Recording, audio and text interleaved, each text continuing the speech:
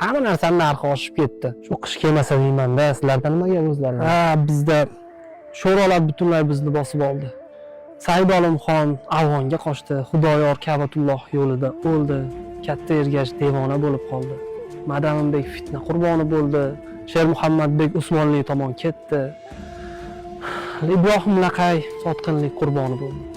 Xullas, sho'rolar butunlay bizni oldi. Masjidlarimiz omborxonaga aylantirildi. Masjidlarimizda nasroniylar, yahudiylar yashay boshladi. Ibodatlarimizni yashirin joylarda yashirincha qilyapmiz. Endi urf-odatlarimiz, dinimiz, jamiyatimiz nima bo'ladi? Kelajak nima bo'ladi? Sizlarda jamiyat qalay? Sen shunaqa narsalar haqida gapiryapsan-ki, men hali o'ylab ko'rmagan ekanman. Men shu bola chaqamni yaxshi yedirsam, yaxshi kiyintirsam, yaxshi yashasam, qish kelgandan beton qo'yib olsam, bag'il limit ketdi, limitlardan o'tkazib bormasam, kommunalka to'lasam, shunaqa narsalar haqida o'ylar ekanman. Jamiyat haqida o'ylamas ekanman.